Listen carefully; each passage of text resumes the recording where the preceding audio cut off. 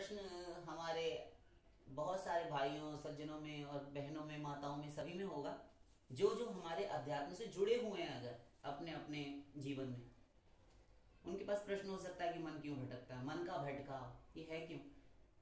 सीधी सी बात है, क्योंकि मन सदा भटकता ही रहा, वो टिक कर रहा ही कहां। हाँ, भटकता ही रहा तो हमेशा ही भटकता रहा तो वो हमेशा भटकता ही रहेगा, भटकता नहीं रहेगा। अगर हमने उसको उसका भटकाव से उसको हटाने के लिए प्रयत्न नहीं किया तो वो भटकता ही रहेगा। कब तक? अनिश्चित काल तक, सदा। क्योंकि इसको थकान होती ही नहीं, इसे थकान नहीं होती, बल्कि थकान इस मन को, ये बड़े रहस्य की बात बता रहे हैं, बहुत रहस्य की बात, कि मन को थकान कैसे होती जब इसे खाली बैठा दिया जाए, और खाली ये बैठ नहीं सकता। कैसे? मैं शास्त्रीय ढंग से बोलूंगा जिससे कि किसी के पास ये प्रश्न ही ना रहे कि तुमने अपनी मन मस्तिष्क से गढ़कर ये प्रश्न का उत्तर दिया, ये कोई सटीक जानकारी नहीं हुई। नहीं कश्चित क्षणमपि जातु तिष्ठत्य कर्मकृत, गीता। अर्जुन, ऐसा कोई प्राणी है ही नहीं, ये मन 1/100 सेकंड के लिए, एक क्षण, एक लव, एक निमेश के लिए भी अकर्मा नहीं रह सकता, निकम्मा नहीं रह सकता। अर्थात इसे कुछ ना कुछ चाहिए। समझ पा रहे हैं हम? इसे कुछ ना कुछ चाहिए करने के लिए, कुछ ना कुछ सोचेगा। विचार करने का काम कौन करता है? ये मन। पीड़ा का अनुभव कौन करता है? ये मन के संसर्ग से करते हो तुम। यदि मन नहीं है तो कोई इंद्रिय अपना कार्य करने में सक्षम नहीं है, समर्थ नहीं हो सकती। तुम्हारे प्रश्न पर आते हैं कि मन भटकता क्यों है। ये सदा से भ्रमणशील है इस संसार में, यत्र तत्र सर्वत्र धावनशील, भ्रमणशील। इस संसार में जहां तहां सब जगह डोलता ही फिरता। बक्से में बंद कर दो, दीवारों में चिनवा दो किसी को, भूमि के नीचे गाड़ दो गड्ढा खोद के, किसी भी प्रकार से किसी को कैद कर लिया जाए, लेकिन मन सब कुछ भेद कर, ब्रह्मांड परिधि का उल्लंघन करके बाहर निकल जाता है। क्षणम याति पातालम, क्षणम याति नभस्थलम, योग वासिष्ठ का ये श्लोक है। एक क्षण में न ऐसा वीजा बना, न ऐसी कोई टिकट बनी, किसी चीज की आवश्यकता ही नहीं इसको, सब जगह पहुंच जाता है, सोचते ही पहुंच जाता है। इतनी शक्ति इस मन की। कैसे अर्जित की? इस मन ने बड़ी साधना की है संसार में, बहुत, क्योंकि सदा से संसार में रहा ना, तो इसका अभ्यास पड़ गया है। तुम्हारे प्रश्न का उत्तर सिर्फ इतना सा, अभ्यास।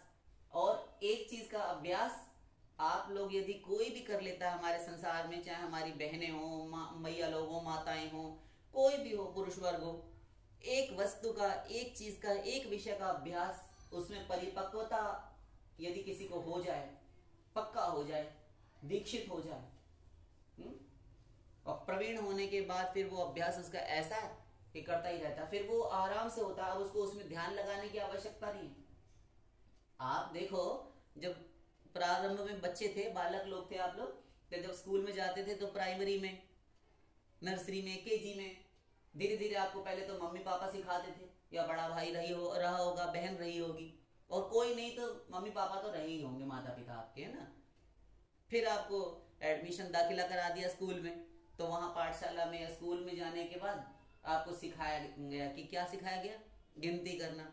बेटा बोलो 2 और 2, अब वो उंगली दिखाती है आपको, ये बोलो 2 और 2, 1 2 3 4, 4।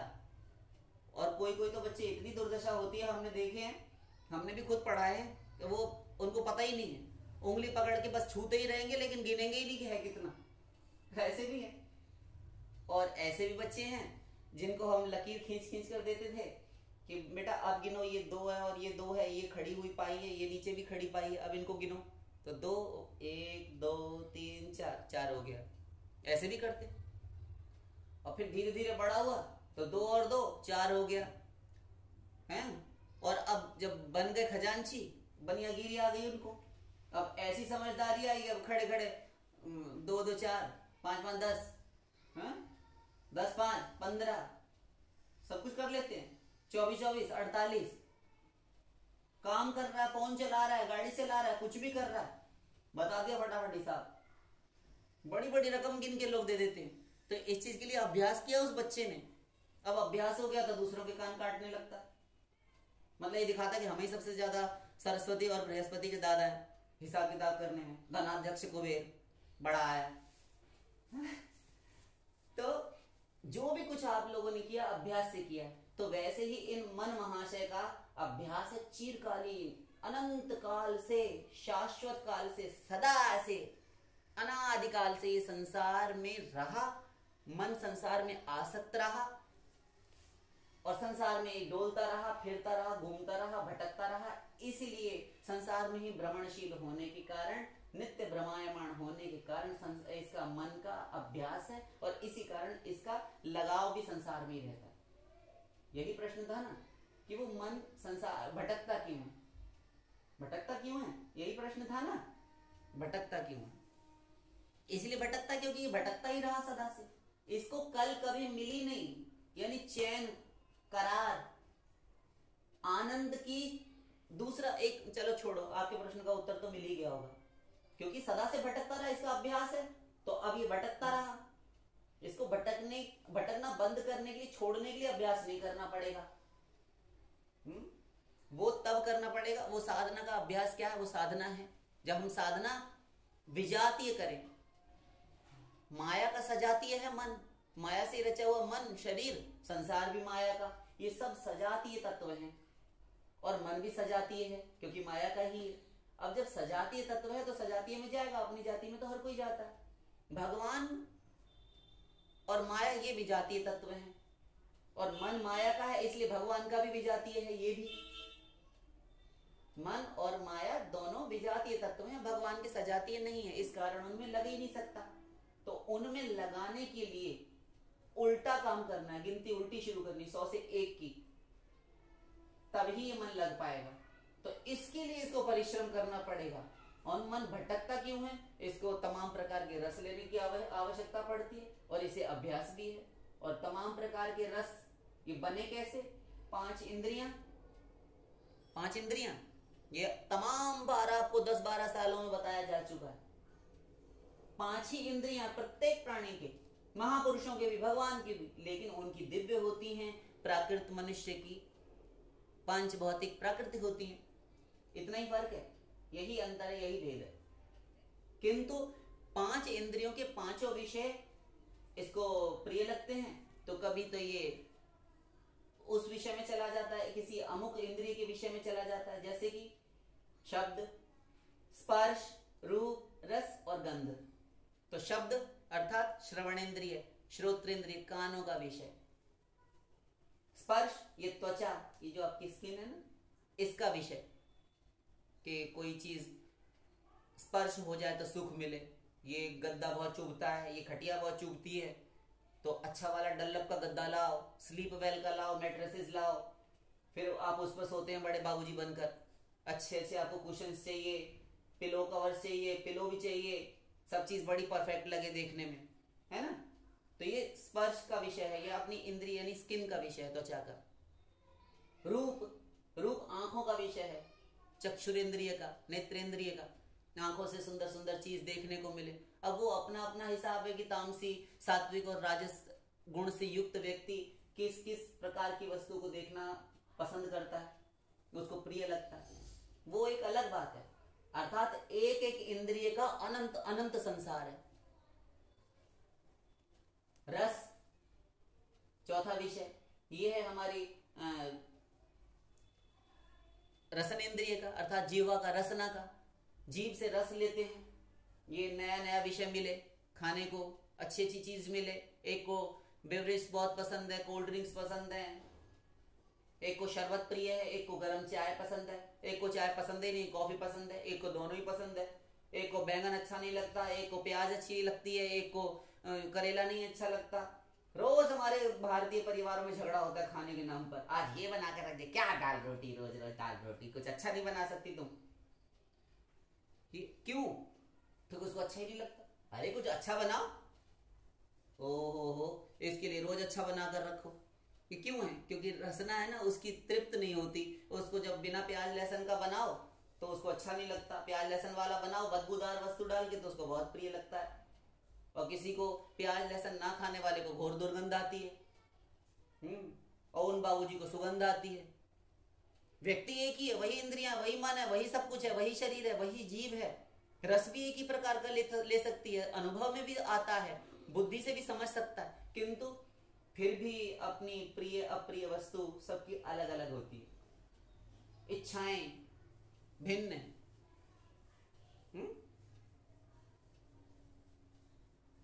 तो एक एक इंद्रिय का अनंत अनंत संसार, कानों का अनंत संसार। किसी को गाने बहुत प्रिय लगते हैं, किसी को किसी की चुगली सुनना ही बहुत अच्छा लगता है। तो किसी को, हम लोगों को सुनते हैं कि पुराने गाने बहुत पसंद है, और आजकल के हमारे जो लड़के लड़कियां हैं वो कहते हैं कि ऐसे वाला गाना चला दो, वो वाला गाना चला दो, क्या क्या सुनना चाहते हैं। एक आदमी इसका केवल इन्हें गिने 2 कान, और ये क्या क्या सुनना चाहता है ये समझ में नहीं आता। तो एक एक इंद्रिय का अनंत अनंत संसार है। अब बचा गंध। गंध यानी कोई नासिका से संबंधित पदार्थ, कोई खुशबू, कोई सुगंध, ऐसा कोई सुवास, ये सब इंद्रियां लेती हैं। किंतु ये इंद्रियां अपना काम तभी कर सकती हैं जब आपके पास मन हो। मन के संयोग से ही ये इंद्रियां कुछ करने में, तब तक कर्म करने में समर्थ हो सकती हैं। यदि मन ना रहे, मन की सन्निधि ना हो, तो ये एक भी इंद्रिय काम करने में समर्थ नहीं। रामकृष्ण परमहंस हमारे, सारा संसार जानता है, बहुत भारी संत हुए हैं माता के, दुर्गा जी के। तो एक बार रथ यात्रा निकल रही थी जगन्नाथपुरी में, सारे विश्व को पता है, आज भी निकलती है, बड़ी जय बोली जाती है, हल्ला गुल्ला होता है, खूब शोर होता है, जुलूस जैसा होता है, ऐसा ही भारी भीड़ होती है। तो रामकृष्ण परमहंस अभी तो हुए 1800 में, तो वो जब जुलूस निकला, और वो तथाकथित संतों की तरह किसी का अपमान अनादर नहीं करते थे धर्मों का, कि ये उसका भक्त है, ये उसका उपासक है, तो हम इसकी निंदा करेंगे या फिर हम इसकी तरफ देखेंगे ही नहीं। ठाकुर जी जगन्नाथ, बलभद्र बलदाऊ, और मध्य में हमारी सुभद्रा जी बहन, और श्री कृष्ण, और स्वयं दुर्गा के, काली के उपासक, और ऐसे होते हुए भी रथ यात्रा में शामिल होने के लिए, बल्कि राधा कृष्ण से बहुत प्रेम था उनको। कितना प्रेम था ये फिर कभी बात करेंगे। तो वो उन्होंने सुन पाया कि कहीं रथ यात्रा गई है, तो वो भाव में डूबे हुए थे माता के, उनको समझ में आया, तो उन्होंने तुरंत ही वहीं की राह पकड़ी, भागे भागे गए। तो वहीं मार्ग में उड़ीसा की ये घटना, तो वहां पर जगन्नाथ यात्रा निकाली जाती है, तो वहां पर उन्होंने जो है देखा कि वो जो चित्रकार था, पेंटर, वो कुछ चित्र अंकित कर रहा था, बना रहा था। तो अपना काम कर रहा है भाई, रोजी रोटी कमाने के लिए उसको करना ही है। तो वो उससे पूछते हैं, भैया भाई ये बताओ कि यहाँ से जो जगन्नाथ जी की रथ यात्रा वो कितनी दूर निकल गई है, यहाँ से निकली है ना। तो ध्यान उनका हटा चित्रकार महोदय का, और वो पूछते हैं कि स्वामी जी हमें नहीं पता, हमको नहीं पता कि कितनी दूर रथ यात्रा निकली है, या रथ यात्रा हमने तो देखी ही नहीं। तो दूसरा वाला जो था साथ में दुकानदार, एक ही पंक्ति में कई सारी बाजार में दुकानें होती है ना, तो साथ वाला बैठा बैठा अपने गल्ले के पास में सुन रहा था। तो उसको बड़ा बुरा लगा कि इतने बड़े महात्मा जी, इनका तो सारा संसार सम्मान करता है, और ये इतना झूठ बोल रहा है। कहता है कि हमें पता ही नहीं, देखो कितना बेवकूफ है, कितना बदतमीज किस्म का इंसान है। कह रहा है क्यों रे, झूठ बोलता है इतने बड़े महात्मा से। फटकार दिया उसने उसको। कह रहा अरे यार मैं कहाँ झूठ बोल रहा हूँ, मैं सच कह रहा हूँ। चल बकवास करता है। कह रहा महात्मा जी झूठ बोल रहा है आपसे, इतनी बड़ी रथ यात्रा सामने से निकल गई, हजारों की भीड़ थी उसमें, और कहता कि हमने देखा ही नहीं, बदमाश कहीं का। तो रामकृष्ण परमहंस कहने लगे ठीक है भैया, तुम आपस में मत लड़ो, विवाद मत करो, कोई बात नहीं, हम खुद ही देख लेंगे। तो रामकृष्ण परमहंस सोचते हैं कि ये हमें महात्मा मानता है और ये कह रहा है कि हमने देखा ही नहीं, कुछ तो इसमें है राज, भेद है कुछ ना कुछ। और साधारण आदमी तो यही सोचेगा ना कि भाई ऐसा कैसे हो सकता है। लेकिन यहां पर गलती हो रही थी कि जो चीज सब देख रहे हैं वो एक आदमी क्यों नहीं देख पाया। तो उन्होंने, रामकृष्ण परमहंस ने दोनों का विवाद समाप्त करते हुए कहा कि हम 1 मिनट तुम रुक जाओ। तो वहीं बैठ गए दुकानदार के पास। दुकानदार के ही पास बैठकर वहां पर एक क्षण के लिए उन्होंने ध्यान समाधि में गए और उन्होंने सारा हाल जान लिया। और जानकर कहते हैं दूसरे वाले से, जो उसको हड़का रहा था, डांट बता रहा था, उससे कहते हैं कि नहीं भाई, आपका कहना सही है कि झूठ बोल रहा है। देखने में तो अब वो घबरा गया कि ये कह रहे हैं कि इन्होंने ध्यान में देख लिया महात्मा जी ने कि आपका कहना सही है, झूठ बोल रहा है, लेकिन वो आपको झूठ सरीखा प्रतीत हुआ, किंतु ये सत्य कह रहा है। ऐसा कैसे हो सकता है महात्मा जी? वो लौटकर प्रश्न करता है।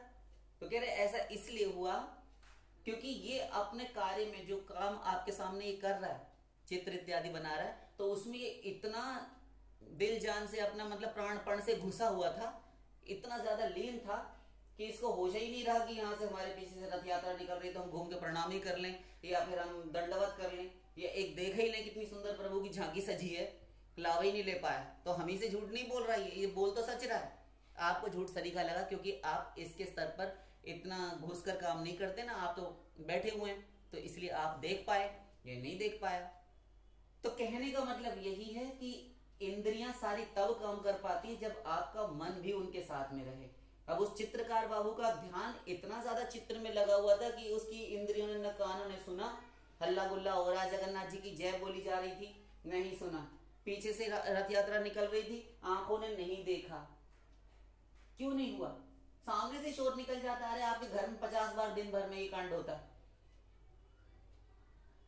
हाँ, पति पत्नी आपस में सब लड़ते रहते हैं, माँ बेटा स्त्री पति सब लोग। अरे क्या बोल रही थी तुम? अरे मैंने तुमसे ये कहा था कि वो फलानी चीज ले आना, अमुक वस्तु ले आना। मुझसे कब कहा? लो, अरे चिंटू तुम सुनना जरा, बताना इनको पापा से मैंने क्या कहा था। लो, अब झगड़ा खड़ा हो गया। हाँ पापा कहा तो था, तो फिर मैंने तो सुना नहीं, तुम्हारा ध्यान ही कहाँ रहता है। लो आ गई बात ध्यान। ध्यान अर्थात मन का विषय, उसका मन ही कहीं और होगा, उसने नहीं सुन पाया, जबकि वो तुम्हारे सामने ही उपस्थित था। और तुमको ये फील होता है कि हमने बोला, ये सुनते ही नहीं हमारी बात, है ना। तो मन का भटकाव यही है कि वो सदा से चलता रहा है, तो उसको अभ्यास पड़ गया भटकने का। और ये भटकना एक ही विधि से रुक सकता है, जब हम साधना करें, इसे भगवान रूपी विजातीय तत्व में लगाएं। लगाने के लिए हमें अभ्यास करना पड़ेगा और उसी अभ्यास का नाम साधना है। शेष फिर कभी। बोलिए वृंदावन बिहारी लाल की जय।